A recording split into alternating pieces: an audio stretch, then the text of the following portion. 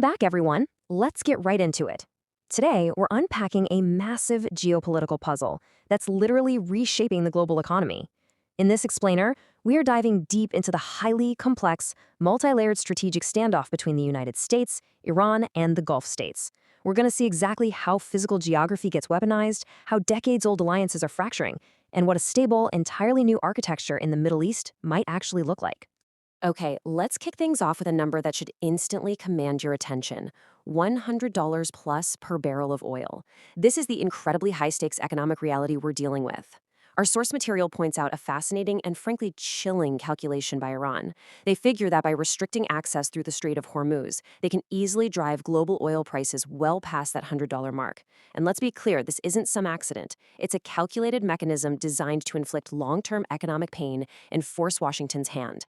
So here's our roadmap for today's explainer. We'll start with the Hormuz choke point, then unpack the negotiation deadlock, look into the fracturing of the GCC, weigh the actual cost of conflict, and finally, map out a new regional architecture. Let's start with part one, the Hormuz choke port. You know, in geopolitics, physical geography is the ultimate leverage, and we're seeing some wildly conflicting strategies play out here in what analysts are calling a blockade of a blockade. Think about it. The U.S. is trying to enforce a blockade on Iranian oil to force them to capitulate. But Iran controls that extremely narrow, critical choke point at the Strait of Hormuz. So because their own oil is blocked, Iran just restricts the strait for everyone else, keeping massive amounts of global oil from ever reaching the market. They're effectively using the geographic terrain as a weapon against Washington. Now here's where expectations absolutely crash into reality. According to the analysis, the Trump administration initially expected this pressure campaign to be a silver bullet. They thought it would lead to an easy Iranian collapse, rapid capitulation, and, Iran just begging for a quick deal. But the geopolitical reality? Yeah, it tells a starkly different story. Instead of giving up, Iran has emerged with a strategically enhanced position. Oil prices are soaring, and the U.S. policy of containment has, by and large, completely failed to hit its objectives. Moving on to part two, the negotiation deadlock. So you might be wondering, how does a massive maritime standoff actually play out in the negotiation room? Well, it turns into a highly technical, frustrating deadlock. The source details the sequenced proposal that Iran actually gave to the White House. It goes like this. Phase 1, the U.S. lifts its blockade. Phase 2, Iran opens the Strait of Hormuz. And then Phase 3, they finally sit down for the critical uranium enrichment and nuclear talks. But catch the peculiarity there. Analysts point out it's incredibly unusual for Iran to offer up its biggest piece of leverage, the Strait, in Phase 2, way before the crucial nuclear sanctions are even resolved in Phase 3. So why didn't that step-by-step plan work? You'll often hear this narrative that Iran is just too internally divided to negotiate. But the data in our source completely debunks that. A large, multi-faction Iranian delegation actually showed up in Islamabad ready to make a deal, and they signaled they were willing to open the strait as a first step. But the Trump administration, reportedly ignoring their own internal advisors, flat out rejected this de-escalation plan. They wouldn't reciprocate. And the result? Iran unified. They made a collective decision to keep the strait slammed shut. So the deadlock wasn't about Iranian infighting at all. It was triggered by a total breakdown in reciprocal trust. Which brings us to part 3, fracturing the GCC. The collateral damage of this whole standoff goes way, way beyond Washington and Tehran.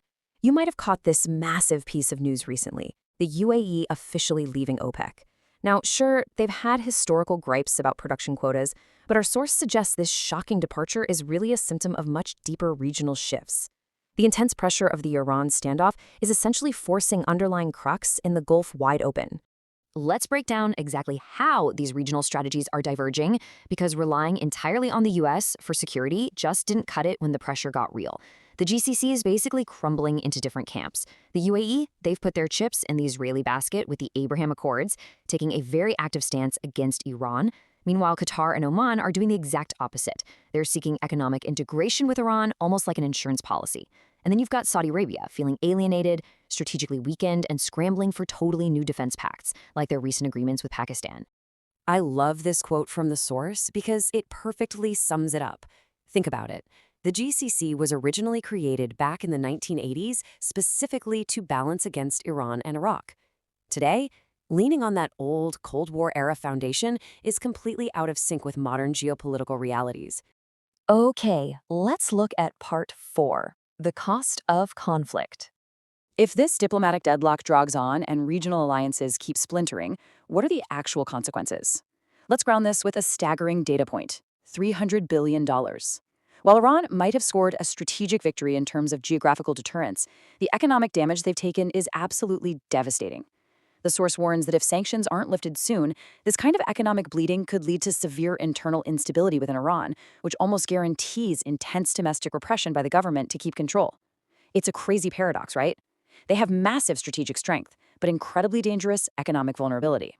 And because that economic pain is so intense, we are now entering a deeply dangerous game of chicken, what analysts call threshold testing. Basically, both sides are pushing to see just how much the other can take. The source outlines how fast this could spiral. First, if the US feels the blockade is failing, they might escalate. Think high-profile tanker confiscations on the high seas, or even air blockades. Then, if the status quo becomes too painful, Iran retaliates by harassing US Navy ships with speedboats and drones. And from there, the conflict just expands. We've already seen Iran use horizontal escalation across the region really successfully. The longer we're deadlocked, the closer we get to triggering this entire cycle. Finally, let's dive into Part 5, a new regional architecture. So how do we actually break this vicious cycle of containment, threshold testing, and economic devastation? The ultimate path forward proposed in our source is a collective security architecture. And what's truly fascinating here is the total shift in philosophy. It means completely throwing out the old playbook. Instead of constantly bringing in outside forces, like the US military, to isolate and balance against one side, this model proposes a fully inclusive regional order.